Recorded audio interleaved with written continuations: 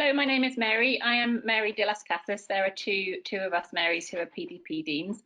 I graduated from Liverpool University in 2003, and I've had a career in mixed practice. I've done equine farm and mainly small animal practice now.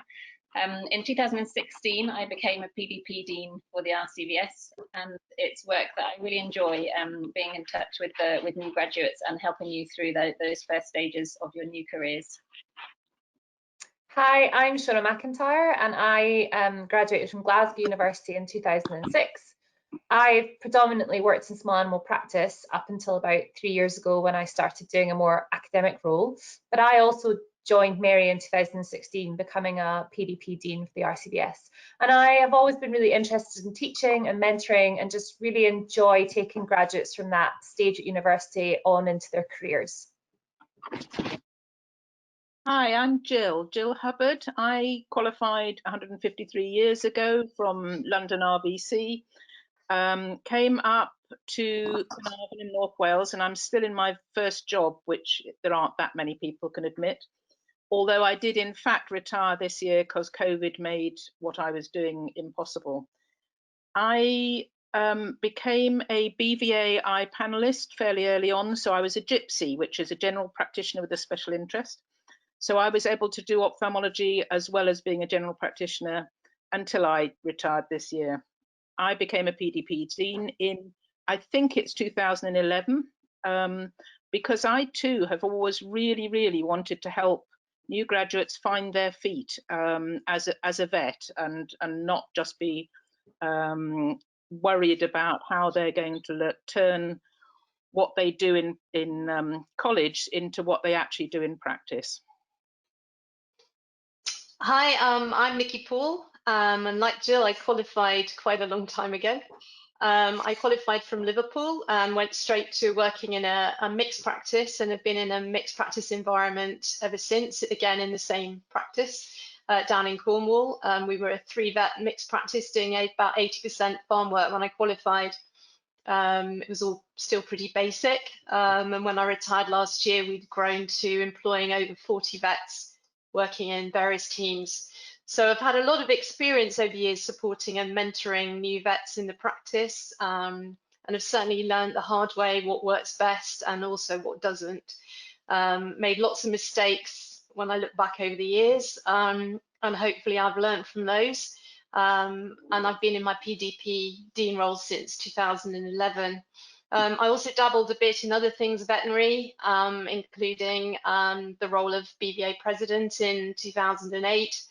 And more recently, I've just ended a 4-year stint as chairman of another of the profession's best friends of EDS. So for me, memories of difficulties of the first years in practice, they still remain really strong. And working with the other deans, I'm sure we'd all agree our main aim is to help new grads slot their PDP into their practices, hoping to give you a more structured clinical support network for your early years. And just to add, I can't stress enough just how approachable we all are. So we're here today to answer some questions. Just to flag up that this is part 2 of the Q&A sessions. There is a part 1, which deals with things like logging on, recording and saving, and also quite a bit on working overseas, or for those of you who've come into the UK from overseas. So if you haven't seen that part 1 already, definitely it's different to what we're talking about today. So I'm going to crack on with the first set of questions and ask Jill. Jill, one of the common queries we get as deans is just how long does it take to complete the PDP process? When we were talking about this amongst ourselves, we all agreed on how long is a piece of string. Theoretically, it's looking at a year, but then it could be 2 years, it can be 3 years. If you contact your dean and say that you've got a really bad situation and you need longer, we're all very sympathetic about that. If you don't bother to do anything, then we start talking about maybe giving you a little bit of a push. But if you keep in contact with us, we can help work out how long you need to do it. Thanks for that.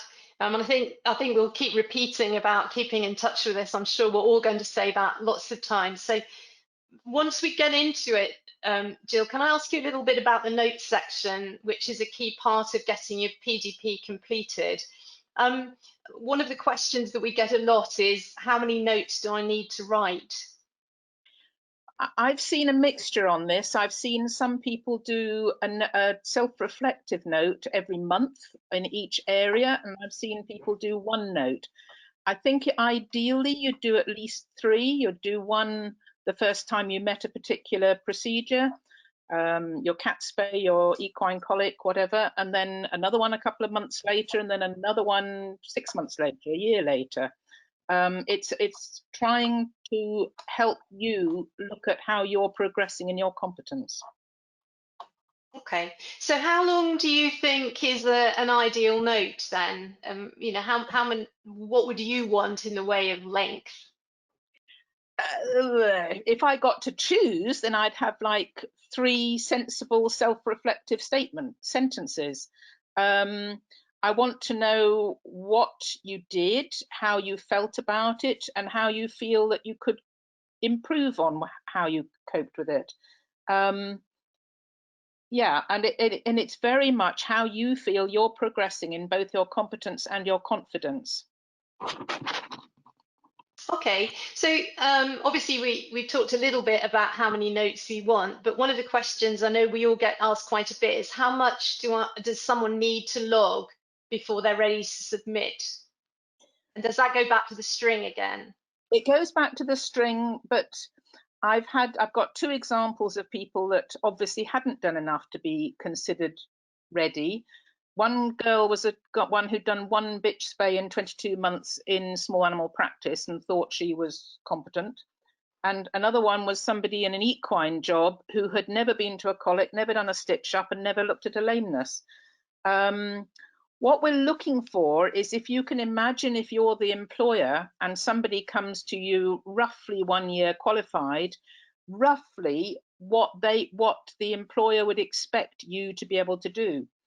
The original phrase was to be able to perform or manage a range of clinical procedures without close supervision in a reasonable period of time and with a high probability of a successful outcome. So it is the length of string. Okay. Right, then I'm going to ask Nikki a few questions. Okay. If you're 100% small animal, but you might be able to go and shadow on farm cases, do you have to complete it separately, or can you combine them, or how does it work? Yeah, it's a hard one, because you often get asked about, I'm doing a bit of a different area of practice, and I must admit, I personally tend to advise people to really focus on their main area of work for their completion. Completing in small animal only, for example, doesn't stop you working in other areas of the profession in the future. And I think as long as you are seen to be working in with your competence, within your own competence, in other words, knowing there's the right support available if needed, you will be able to work in all sorts of areas. So I tend to say, just continue recording your area of work. Once you've completed, I have had 1 or 2 who've spoken to the Royal College about maybe re-registering and redoing their PDP in another area. But to be honest, I think sticking with what you're doing most of will make it much easier for you. Plus, and I think the key thing there is, you mentioned about shadowing. Don't forget that shadowing, in other words, almost like seeing practice with somebody, that really doesn't count towards a PDP experience. So it's what you're doing, it's the decisions you're making, rather than just going around watching. So I hope that sort of helps on that one. That then answers, I was in mixed practice but now do small animal only. Can I still sign off my PDP? Yeah, definitely. I mean, what we say is, if you move, I tend to advise, if you're sudden, and we do get contacts, people say, either I'm not doing enough, or I've moved practice and now I'm only doing small. Just park the equine and farm records. You don't have to delete them or anything like that. Just leave them as they are. But the main thing is, let your dean know that you are going to want to complete only in small animal. Because in fairness, for a lot of jobs now, you join a mixed practice, but it isn't always quite as mixed as you expect. But if I'm in real mixed practice, is that all going to take me 3 times as long? Not 3 times as long. It does involve a little bit more work if you want to sign off. The more areas you want to sign off in, the little bit extra you're going to have to do. Because the key thing here is the notes section. You're going to want to cover all 3 areas with your notes. But that doesn't necessarily mean 3 times as many notes. You might well write 1 note which discusses, for instance, on sort of biosecurity. You could talk about the fact that you're feeling confident with biosecurity now, you've covered off barrier nursing in the surgery, you've been involved in a strangles case in equine yard, and you are very aware of the hygiene between farms. So you can certainly do it that way. And also, it isn't a case either just to flag up going back to the, is it 1 thing or is it 3 things? You can actually just do 2, because again, I find quite a few mixed practices where the vet will be doing a reasonable amount of small and farm, but not very much equine. So you can opt not to sign off on the equine, and that will help a little bit. And what about not being in normal practice? So the army, poultry work, pig work? Yeah, it's a really hard one, isn't it? What is normal practice? And I think, every practice is different. I mean, things you've described here are what we would perceive as not general practice. And there are ways of dealing with this, with permissions from the Royal College and working with the deans. We've managed to set up a process now that we can sign people off in all sorts of things. I mean, I've had more recently someone in lab work, someone who does wildlife only. So there's quite a straightforward process to deal with that. So don't get disheartened by looking at the list and thinking, oh my goodness, I don't do half of this. The main thing, again, is contact the dean, talk to them about it, and we can look at how we can help you complete. I've got a question here from somebody who was doing an internship, and how can that fit round a PDP? Yeah, it goes back to what is normal practice, because I think it can be quite hard with internships as the PDP is looking for things that are hands-on. It's your decision making, and also sometimes that's quite difficult in some of the internships, particularly where they're quite narrow. I've got somebody at the moment doing anaesthesia and critical care, but no surgery, no medical cases. Some of the equine interments are quite specialised, say for instance, with no what we would call routine ambulatory work. There are various ways of dealing with those sorts of situations, and again, the dean can look through that with you. We've got some folk who will take a little bit of time out to do some voluntary work in charity hospitals, say for small animal surgery experience.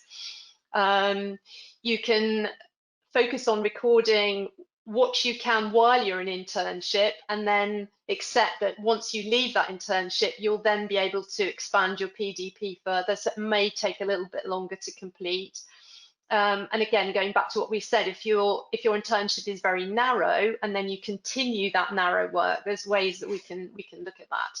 So again, I think where you feel that you're stepping outside what you see as the norm, there are ways we can help with that.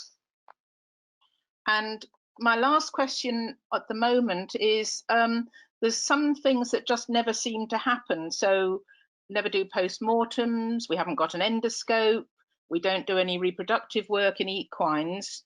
How do we deal with that? Yeah, I think this goes back to what is normal practice, because every practice is slightly different. I mean, quite a lot of practices don't have endoscopes, and I think all the deans will accept that very often folk are signed off without having done experience in scoping on the small animal side.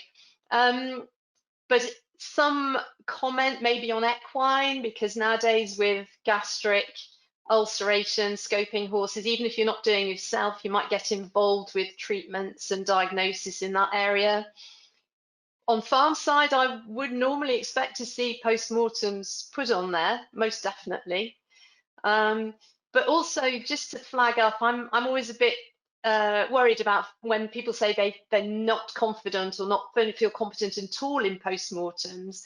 because really you take with you from your college basic anatomy, and I think writing a note about understanding of what you'd be looking for, where to go for help, which lab you would, knowing that you've got a lab to ask on sampling and so on. So again, teasing out a little bit more than rather than saying, well, I can't do this, I've never done this, because suddenly you might be put in a situation where you have to, and understanding what goes on behind all of that is quite important. But yeah, I think again, there are some key areas where, for instance, going back to comments about routine neutering or something, we would expect small animal vets to have feeling confident in routine neutering, and if they're not doing any, then that's a big concern. But where you haven't got bits of kit that enable you to do one or two of these things, I don't think you need to worry. Thank you. Okay, so I'm going to fire some back at you now, Jill. So looking at the PDP online tool, we get some of the areas that people are not quite sure about, we get questions on. For instance, the confidence level bars on the skills list. I mean, can you explain a little bit about those? Yeah, we're not expecting you to be at referral vet levels. So we're not expecting you to suddenly come out of college and be absolutely, brilliant at all times. But we're looking for a certain level of confidence and for you to feel that confidence. So if you put all your confidence bars at 50% and then put a note, a self-reflective note saying that you're very, very unsure and you're terrified of critical care, your dean would come back to you and say, can we discuss this and how can we progress? On the other hand, I've had people put themselves on very low confidence levels, and then you read the notes and you realise actually they sound exactly where I'd expect a one-year graduate to be. So sometimes we have to discuss it. I had somebody recently who was very, very upset about the fact that she was slower castrating bullocks than her more experienced colleague, and it was the second time she'd been out castrating bullocks, and I was just, no, that's fine. Don't put yourself down all the time, but I'd also be realistic about what you can and can't do. So with your folk, do you expect them to show confidence in all sections in order to complete then? I would be discussing which things they weren't confident about. If they said they weren't confident on critical care, I would be, okay, what are you going to do about that? If regular surgery, then in small animal, then you'd be saying, okay, how are you going to progress this? Sometimes it's a dialogue on, okay, how are we going to get you to where you need to be roughly what you'd expect a one-year graduate to be. Thanks. I must admit, I do sometimes encourage some of mine to go and talk to their boss and say, look, this is the competence or confidence, sorry, that I've put myself at. Do you agree? Because I think we tend to undersell ourselves a lot of the time, and we're looking at confidence at a PDP level, not at a certificate holder level. As you say, it's just setting your bar at what you should be comparing yourself with. Yeah. So one of the areas we get a few queries about, the professional key skills section. So what are you looking to see written in this section? Right. Well, the two things that I would be absolute about is we must have something about certification. The Royal College 10 principles of certification are an absolute. Obviously, we also want something about biosecurity, but as Nikki was saying about strangles, frankly, this year, everyone knows about COVID and biosecurity in the human field, so you just extrapolate that. But I would want to see something written down. It's also, whatever field of veterinary medicine you're in, nutrition, parasite control, vaccination, you're probably going to be doing a lot of right at the beginning. So something about each of those. But my absolute one is the certification. That's the definite. Okay. So Jill, before we hand on to Shona and Mary to do their double act, can I just ask, have you got any top tips about the other various tools in the PDP records? I think it's one of the things that often causes confusion is the case notes. The case notes are almost for your benefit. So therefore, you've had a really interesting splenic rupture that you want to describe in great detail because you were really involved and it was fascinating, fine, stick it there. We're thrilled to see your enthusiasm. Population medicine isn't really for anything except farm work, but then I've had the odd person come up with cat shelters or large equine yards, and you know, yes, it isn't in that block, but it's perfectly sensible to talk about it. There is a section on your PDP screen that says about PDP. You can look there and find out all sorts of things about it. It's worth just pressing a button or two. And we try and keep in contact with you via the contact format on that screen. And then that gives us a trail of the communications that we've had with you. But I'm going to say the same as Nikki every time. Please stay in contact with us. We can actually help quite a lot. It breaks my heart when we have somebody saying, I broke my leg, I had a baby, my mother died, and you've been pestering me. And of course I wouldn't pester if I knew that all that had been going on. So contact is another real primary point. Okay. Yeah, thanks. So I'm going to hand over to Shona and Mary now to take on a few more questions. Thank you, Nikki and Jill. Thanks very much.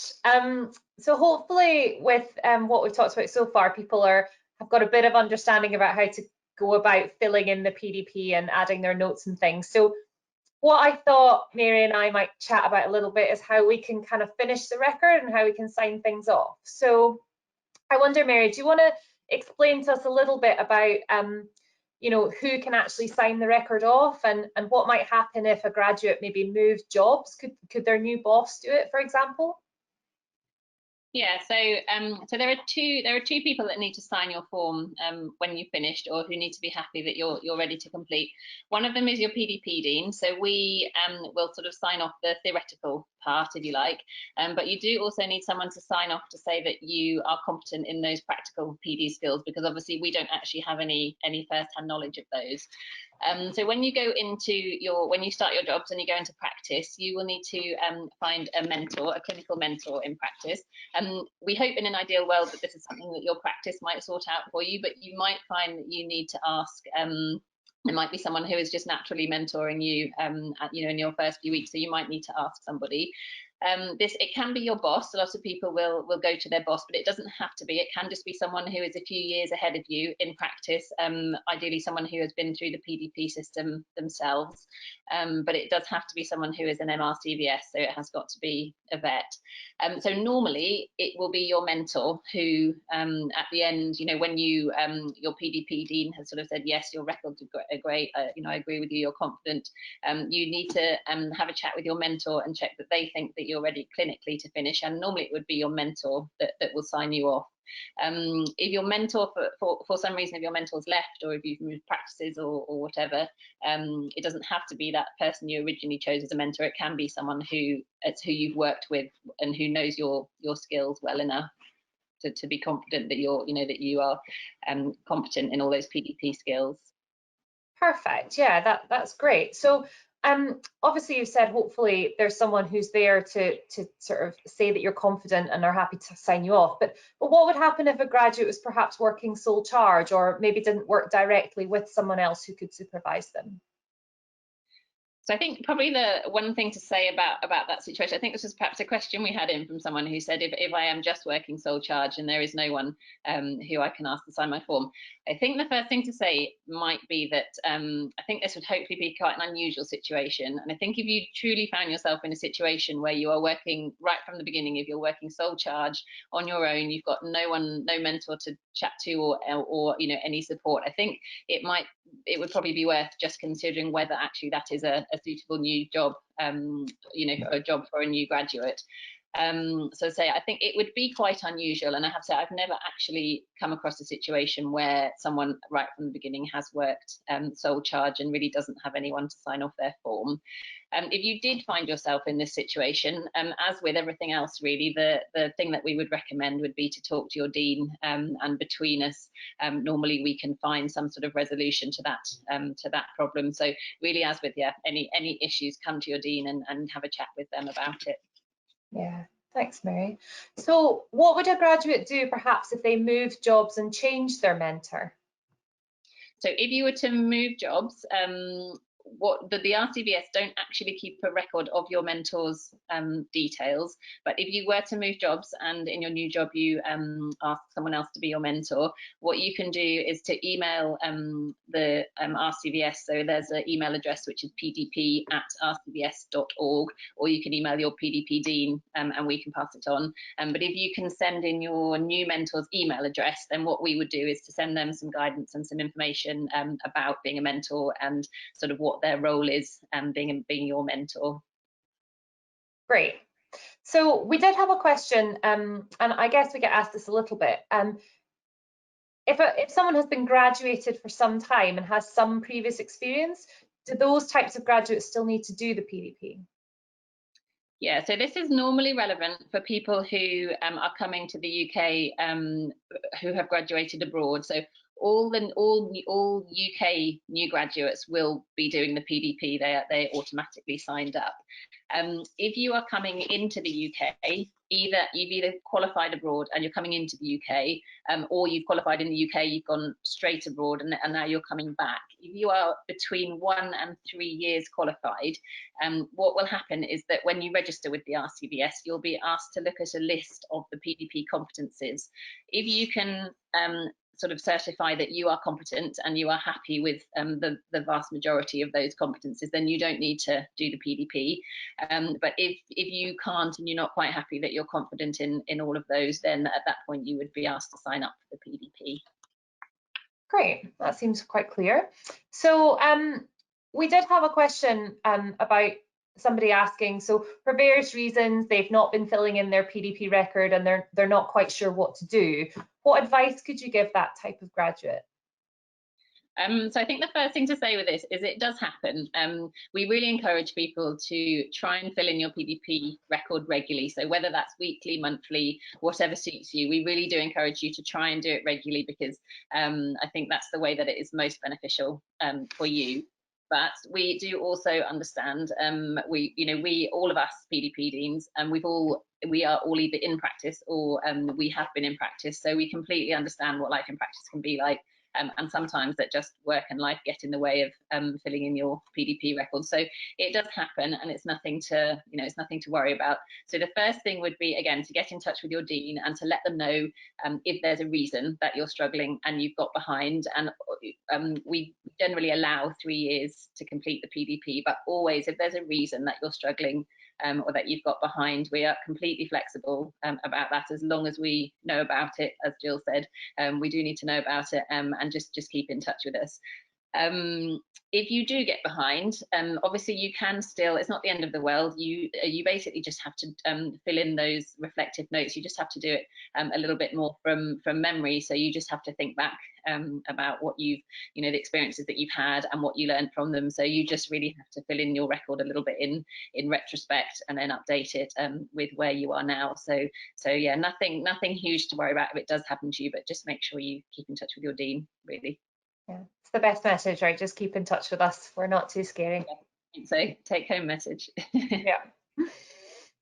Okay, so I think I've got some questions for you now, Shona. So the last little bit we're going to cover is about the difference between PDP, which is your professional development phase, and CPD, which is your continued professional development, because there often seems to be a little bit of confusion about the difference between these two and how they fit together and run alongside each other. So the first question I've got for you, Shona, is can you first of all explain the difference between PDP and CPD, and which one, if I was a new graduate, which one should I be concentrating on? So the PDP is what we've been chatting about in these webinars. That's your fundamental reflective account, which takes you from sort of day one competency when you leave university up to sort of year one qualified veterinary surgeon level. So it's looking at a range of practical skills and abilities across lots of different competence areas and across different species, if that's what you choose to undertake. And it's looking at really your development as a professional, as a veterinary surgeon in those areas, and how your competence and your confidence increases. And what the PDP is looking for is for you to write us a reflective account, sort of detailing how you've grown in your role as you've gone on. CPD, or continuing professional development, is something that we're all required to do for the RCVS, and it is something that helps us increase our knowledge base, either in areas that we're weaker in or areas that we're particularly interested in. And it's a way of developing us as veterinary surgeons throughout our career, and it's something that we will continue to do. So if we look at our kind of learning journey, you go from university and what you do in EMS and at university, then you come as a graduate, you work on your PDP in that development phase, and then you move on to CPD, and you may choose to undertake further qualifications such as certificates. But as a newly qualified vet, you're going to primarily be undertaking your PDP, your professional development phase. And that's what we really hope that you would concentrate on initially. And with the mentor that Mary was talking about, thinking about how to set aside time to discuss and add your reflective notes and fill out your skills log. But that's not to say you're not going to undertake continuing professional development or CPD, because there's lots of opportunities for that. You may have lunchtime meetings, case discussions, you might have the opportunity to go on a conference or do some background reading, and that can still be undertaken at the same time. And it's good to, do that to expand your development. But initially, what we really want you to concentrate on, certainly in that first period, is hopefully your PDP. Okay, thank you. So I think you partly answered the next question there, in that something again we often get asked is, should I be doing CPD while I'm doing my PDP? And does the fact that I'm doing my PDP, does that count for any portion of my CPD in those first few years? Yeah, that's something I think people are a bit confused about, so whether they have to do both. And I think it's, if you get the opportunity to do some CPD, that's absolutely fine, and you can definitely do that. Your PDP counts as 35 hours of CPD. So for the Royal College, we all have to do 35 hours of CPD a year, and your PDP does count as 35 hours, and you can log that as CPD hours. You can, of course, continue to do other CPD if that crops up and if that becomes available to you. And you can still log that. And this is all done in a slightly separate system called the oneCPD app, which is different from the PDP system that you record your reflective notes in. So if you were just to concentrate on your PDP during that first year, that would give you 35 hours, and you didn't necessarily have to do any other CPD if you didn't come across any. Okay, and you mentioned that my PDP would count for 35 hours of CPD. How does that split across the years? Does that just count for my first year of CPD, or how can I split those 35 hours? That's a good question, because people get a bit worried about that. So as everyone said, there's no expectation that you have to complete your PDP in 12 months, because a lot of people take longer than that for various reasons. So if you did, for example, take 2 years to complete your PDP, you could split that 35 hours over those 2 years, depending on how much time you felt that you had taken on the PDP during that time, and that would be fine. Okay, and if a graduate was to be undertaking webinars or CPD courses, anything like that, you briefly mentioned the oneCPD app just now. Could you just expand on that a little bit? So if they are doing other CPD, do they need to record that on their PDR, their professional development record, or is there somewhere else that they should be putting that information? Yeah, so you've got two places really that we log things. So your professional development record, or your PDR, that's where we log our PDP, that's where we log our reflective notes and our skills. But there is now also something called the oneCPD app, and that's where the Royal College would like us to log our CPD, so our continuing professional development. So that's a separate system which can either be used as an app, or it does have a web base as well. And what that allows us to do is actually not only just record CPD we do, but also follow a kind of 3-stage process where we can make a CPD plan, so to decide what objectives we might have for our learning for the year, to record any CPD events we go to, so webinars, reading, in-house meetings, conferences, these kinds of things. And then we can also reflect upon that CPD and how that impacted our learning, how that might therefore impact on our practice.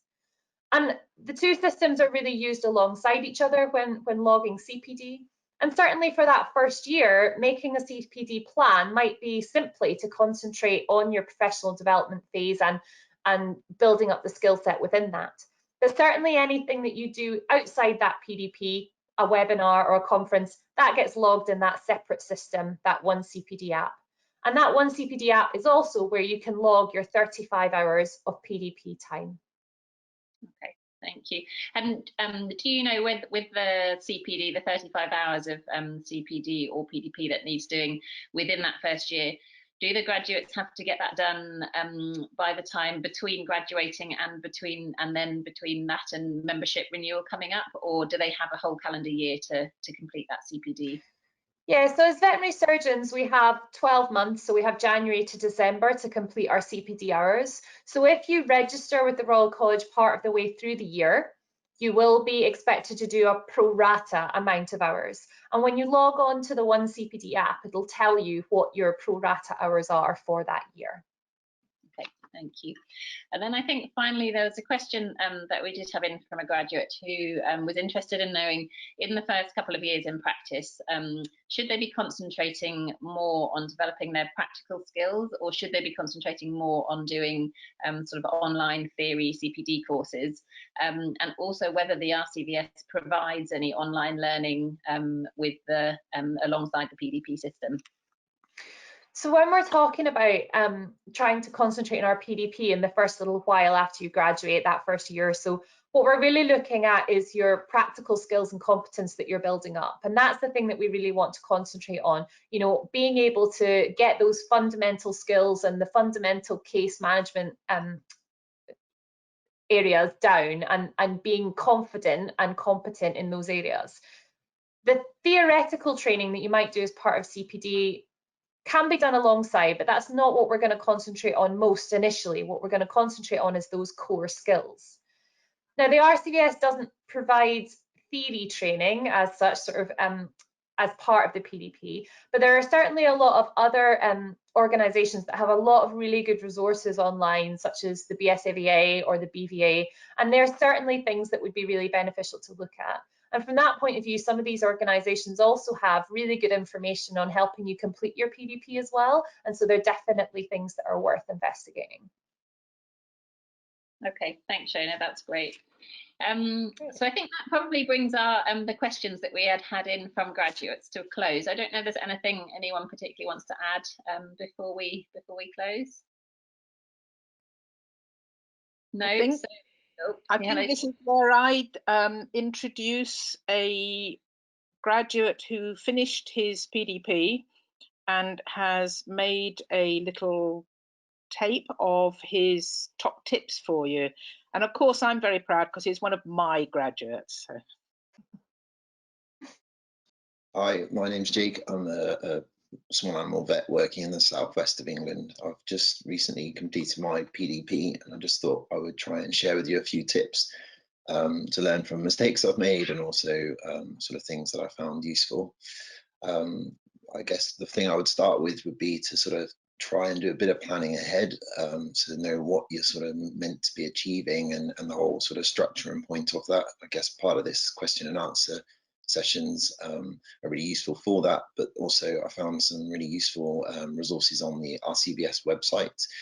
This kind of just helped direct me in the right direction before I started sort of writing each of my reflections. I think it helped sort of structure how I did that and made use of the sort of time that I could put to PDP in each week or each month to help me complete that.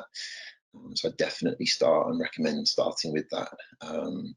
Secondly, the other thing as well was in writing reflections, I found it really useful to sort of try and think of it not only from my own point of view and how what I was doing was you know, immediately impacting the work that I was doing on that day, but also how that then led to how that would affect the animal, the client, and also from a business point of view, you know, as you become more efficient or more skilled in certain areas, how that helps each of those parties as well. I think that helps build a really comprehensive reflection.